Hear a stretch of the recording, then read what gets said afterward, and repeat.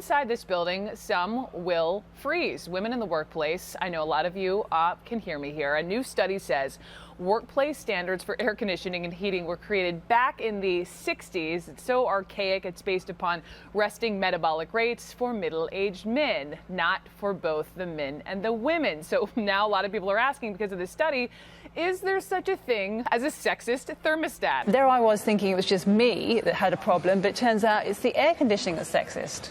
I know. So many women in our office have the exact same problem. You know, we just sit there absolutely freezing at our desks trying to type. You can probably tell I've got a cold right now, which I blame all on the AC. And so it's just so actually quite nice to see this research. It's just such a relief to know that there's actually proof that this is happening, that women, you know, do feel the cold more than men, and that the AC in offices is normally regulated more for a male's temperature than a woman's. Often in offices, it is men who control temperatures. You know, that's just something I've found anecdotally. And because majority of the men in offices seem to be absolutely fine with the temperatures, you know, women kind of just sit there on the corner feeling absolutely frozen. And, you know, often, like, actually nothing's being done to help them. And, you know, it might sound like a bit of a silly, light-hearted issue, but actually it's really uncomfortable being freezing at your desk every day. Take it from me.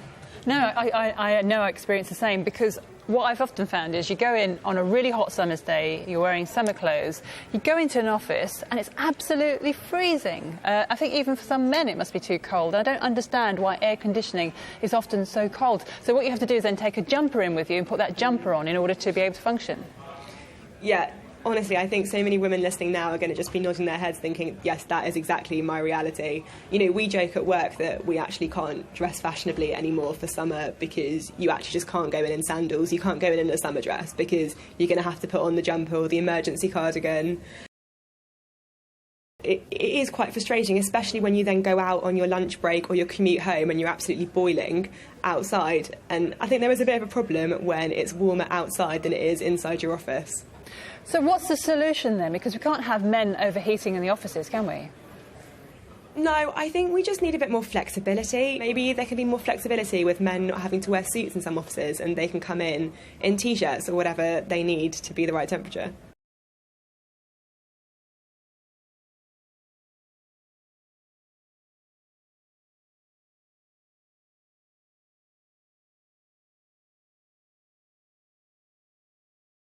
Honestly, I think so many women listening now are going to just be nodding their heads thinking, yes, that is exactly my reality.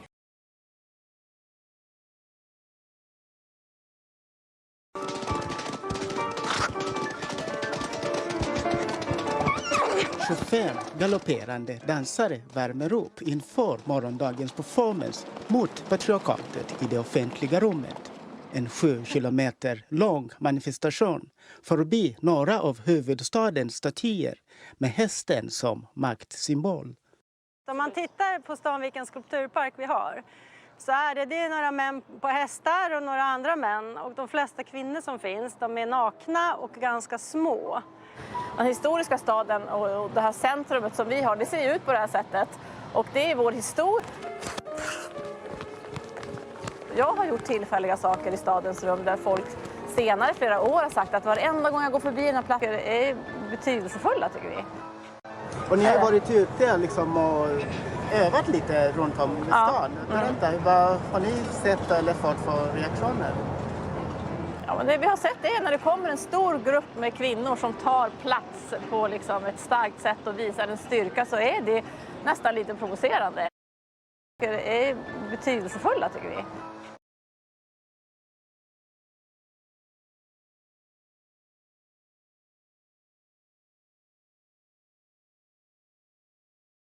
Meat creates toxic masculinity, according to a university professor. Eating meat is bad for you, it's bad for the country, and it reinforces gender stereotypes, apparently. Yeah. Joining me now, Dr. D'Alessio Parson. Okay, doctor. Why is eating meat bad, really? Well, we have to back up, because you, I think at the beginning, just said eating meat creates toxic masculinity. Mm-hmm. Toxic masculinity is already there. It's already there. Does eating meat make toxic masculinity worse? It's one of the ways in which it can reinforce existing kind of social structures, including patriarchy. Well, how does that reinforce social structures where men dominate eating meat? Yeah, it's really complicated. We'll You break said it we down only- for How about this, though? You said we had 4 or 5 minutes, right? Just keep it simple. How does eating meat make the genders unequal? Eating meat holds a lot of symbolism, and it really is too much to explain in 4 minutes. But it has to do with the fact that our individual level decisions, the things we decide to do as individuals, what we consume, what we put on our bodies, the things we buy and put in our households, are fundamentally political acts. The personal is political. Okay. So I'm having a steak right now because I'm starving. If you go hunting, that's a totally different story, right? The blood's on your hands. Right now, you're kind of just enjoying the benefit and the blood's on someone else's hands, and that's not very fair. People have said you should judge a society by how it treats their animals. And we, you know, it'd be great if we had universal health care for our animals.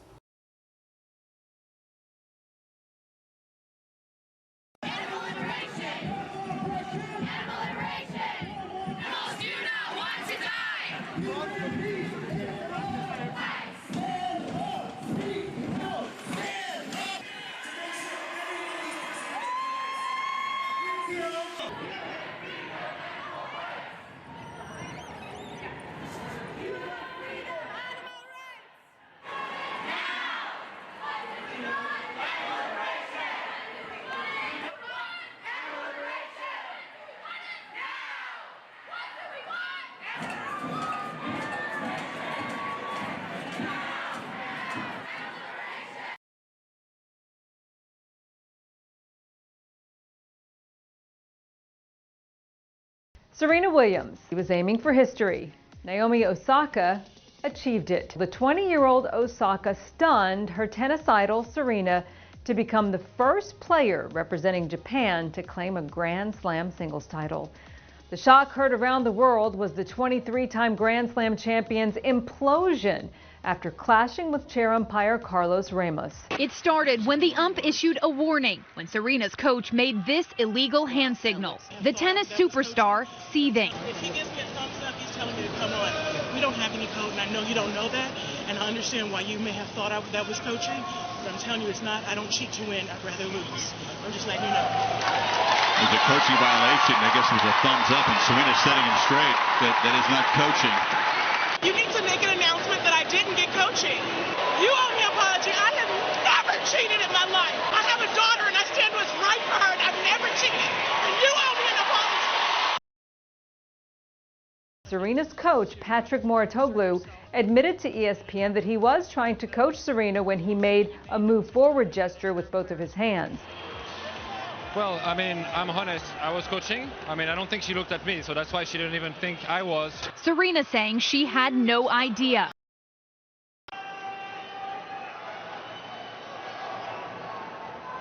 Serena was hit with a coaching violation warning and later blew up, smashing her racket in frustration, which drew a point penalty. A seething Serena called the veteran umpire a thief and said he stole a point from her. That's when Ramos hit her with the game violation for verbal abuse. She went after Carlos Ramos, the chair umpire, for a good 90 seconds on the sit down. She said a bunch of things that could have been interpreted a couple different ways depending upon how you look at it as the chair umpire.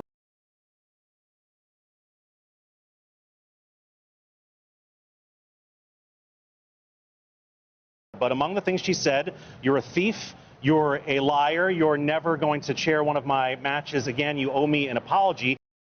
Let's go to 2009. There was certainly no debate over this being abusive behavior. Semifinal U.S. Open against Kim Clijsters, and this was the foot fault call that was made by the lineswoman that resulted in Serena, quite literally, guys, threatening her life. There was an F-bomb in there, and there was a threat that tennis ball in her hand was going to go down the lineswoman's throat. We also had an incident in the 2011 final. The fact that this is the third time in a late-round match on that court at the U.S. Open that Serena has had an issue like that, do we think that impacted the way this played out? That's three times. That's a question for Carlos Ramos. I don't know. Yeah, but I would hope not. I would doubt it. I would call it extreme bad fortune, and it was just a really bad string of events that happened at the worst possible time. When that was happening out there, were you flashing back to 2009? Was it just kind of bringing up more things and just piling on? Instantly, I just like, oh gosh, I don't want to go back to 2004. Forget 2009, It started way back then, so it's always, something. Sometimes it might seem like things always happen, but I don't know the word I'm looking for. But you just kind of have to try to realize that it's coincidence. Maybe it's coincidence. So there are men out here that do a lot worse because I'm a woman. Because I'm a woman, you're gonna take this away from me. I feel like she was playing really well, but I feel like I really need to do a lot to change in that match to try to come out front and to try to come out on top. I've seen other men call other umpires several things, and I'm here fighting for women's rights and for women's equality and for all kinds of stuff. And for me to say thief and for him to take a game, it made me feel like it was a sexist remark. I mean, how he's never took a game from a man because they said thief. For me, it blows my mind. But I'm going to continue to fight for women and to fight for us to have equal. Courtney should be able to take her shirt off without getting a fine. This is outrageous, And I just feel like the fact that I have to go through this is just an example for the next person that has emotions and that want to express themselves and they want to be a strong woman.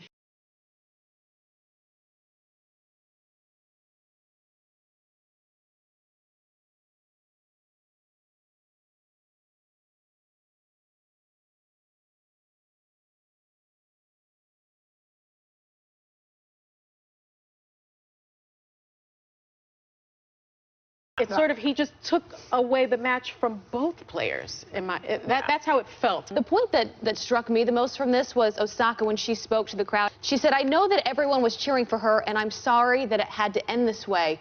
What struck me was that she felt she had to apologize. Yes. Because as women, would you ever see a man who won the title like that apologize for the way that ended? No. Yeah. You wouldn't. I apologized for so many things, and I connected with her in that moment. And I wondered, why as women do we feel we always have to be the one to apologize?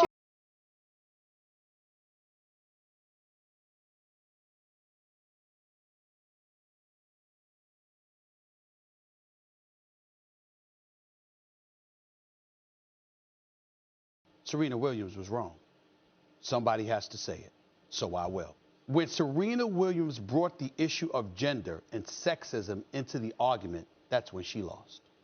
2017 French Open, Djokovic given fault on his serve for time violation, given a code violation as well for conduct after yelling. Same French Open, 2017 time violation given to Rafael Nadal. He thought it was selectively enforced, and he complained about this same official, Carlos Ramos. 2018, this year, at Wimbledon, Djokovic again receives a code violation. Why? For slamming his racket into the ground. Let's be very, very clear.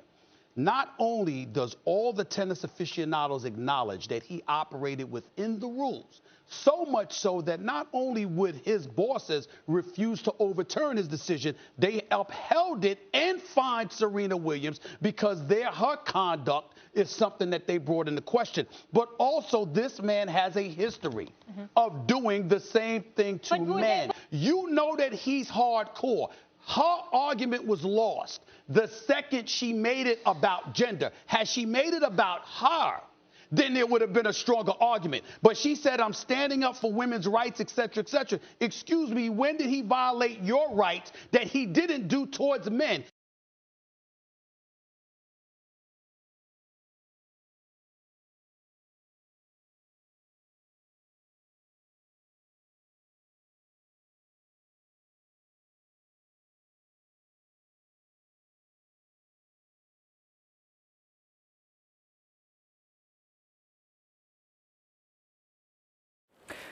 Now, a phone line is being set up in Sweden to help women report their male colleagues for mansplaining. Well, so what is it? Well, in the words of the Oxford Dictionary, when a man explains something, usually in a condescending or patronising manner, a bit like what I'm doing now, but to a woman. The union behind the phone line says mansplaining is a growing problem in the modern workplace. So do women actually need protection, or is this a sign of political correctness going too far? Rosie, don't women really need to just toughen up? And if somebody is being patronising, say, sorry, you're being patronising, please stop. We don't need a helpline, do we? It's their kind of like can-do sensibility encroaching into women's areas. And this does happen. I mean, mostly it happens to me when I'm driving, when men who I don't even know stop and say, help me how to get into a corner or to park my car. Or indeed, when I'm driving somewhere I know very well, my husband decides to tell me where to go. You know, go left, I go right when I'm driving to my parents' house. Driver, and women are just as guilty of doing that as men. I do it all the time. I think that it does undermine. I think women can be undermined in the workplace, in the office, and I think if there's a helpline to allow them to vent a bit of steam, or just to find out that there are other women who also feel anxious because their words aren't being taken as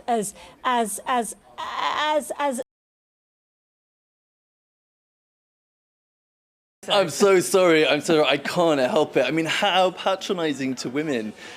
You know, it's almost unbelievable. It's almost, you know, ironic. Although that said, I actually welcome this helpline because it is firm proof of how divisive and vindictive feminism has become. Now, if this came from any other nation, I would assume that maybe the sisterhood has developed a long overdue sense of humour and this is all just a bit tongue-in-cheek.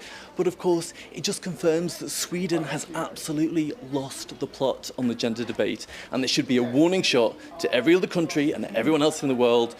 Do not let the gender bullies dictate the narrative. It's embarrassing.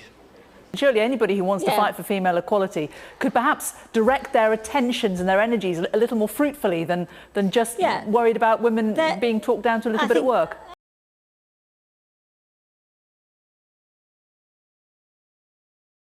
Men wailing on about feminism gone mad and sexism and stuff just shows their anxiety. You know, men have had it. Men have had it purely in charge for a very, very long time, and now they're actually having some sort of threat to their position, and they are squealing. And this is a great example of it. Rosie, isn't this a way of women really encouraging women to be victims rather than encouraging them to stand up for themselves? I understand that, but I don't think so, because I don't know, because I haven't been on the helpline and I don't know what sort of advice people are giving.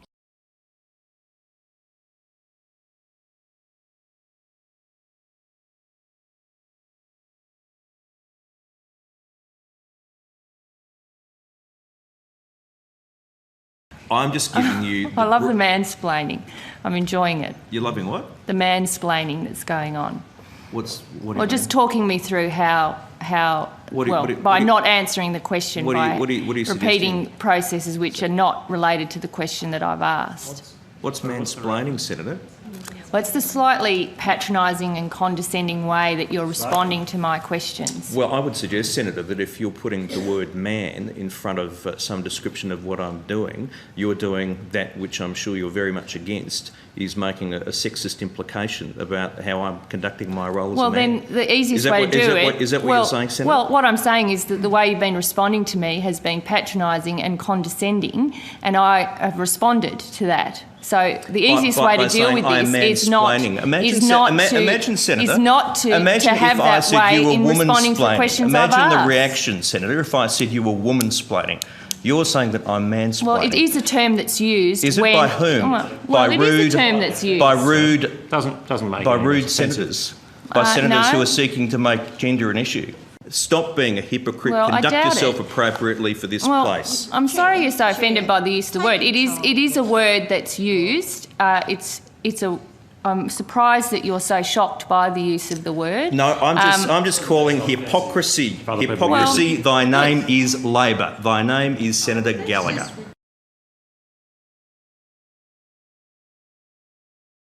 So I haven't shaved mine for about 5 years now. If we live in a society, and we almost do, where every single adult woman removes every last hair the moment it appears, like sort of military operation, do we end up creating a society where, female body hair is considered disgusting and revolting? So in order to not have that, some of us have to take a stand and grow ours and be like, it's good, it's fine. I don't shave my legs. I don't have naturally very hairy legs, so it doesn't notice that much. But my armpits... do you mind if we had a look? Would you like a little look? Oh, this is 5 yes, weeks? This is 5 years. Oh, 5 years, sorry. So here we go.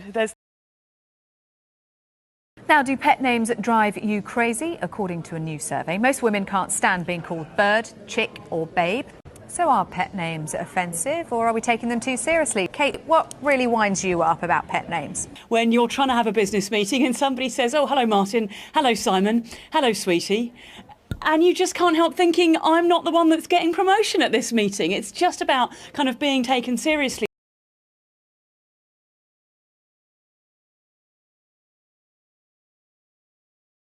Kate Smurthwaite, I'm afraid we really are out of time there, but thank you both very much for your contributions.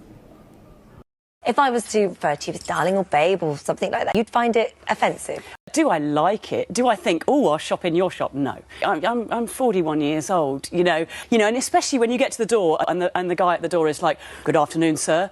Hello, love. And you're like, hold on a minute, like, if you're going to call him sir, could I have a similar level of respect? It's a load of garbage. Utter load of garbage. I think a majority of us do it in a nice way. We don't mean any harm. Hello, my love. Hello, dear. Hello. And when you just said that when you go into the grocery store, any store, hello, sir, hello. What stores do you go into, my love? Well, that is simply not true, dear. You're telling porkies. No, rubbish. You can so this is sexist. You're making sexist. There's Greasy Spoon cafes near me, and there's an older woman who runs it, and she calls absolutely everybody darling. And when that happens, I think, oh, well, that's just how she talks. And it's not that I necessarily like it, but I think, oh, that's just how she talks. But when you go somewhere and they call the men sir and the women darling, then I think, hold on a minute, if you're going to be nice and respectful to him, why not call me madam? If he's sir, then I must be madam. Surely that's so. I go shopping a great deal. I have never heard somebody say, hello, sir, hello, darling. Are you talking tripe, dear? You see, stop this sexist lark. You're just looking for something to say, dear. You're talking tripe. No man's going to say, hello, sir, hello, darling. All right, Kim.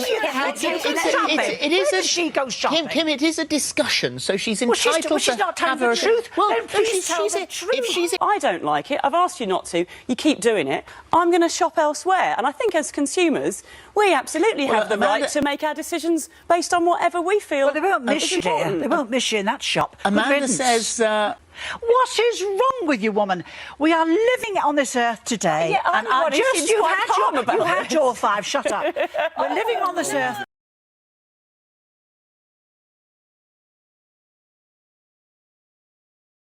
Running out of time, but Peter, I just want to get one final thought from you. Are there words that are used to describe men that offend you? Not particularly, and if there are some I don't like, I certainly wouldn't want them banned. But it always goes back to that old adage: sticks and stones may break my bones, but there will always be something to offend a feminist. Peter Lloyd. No, that's just obnoxious. Peter Lloyd, you have to give me a chance. We'll let you carry on. That is ridiculous. No, hang on, I won't do your show again if you don't let me respond. Go on, Kate, have a word. Come on, that's ridiculous. I mean, first of all, to allow somebody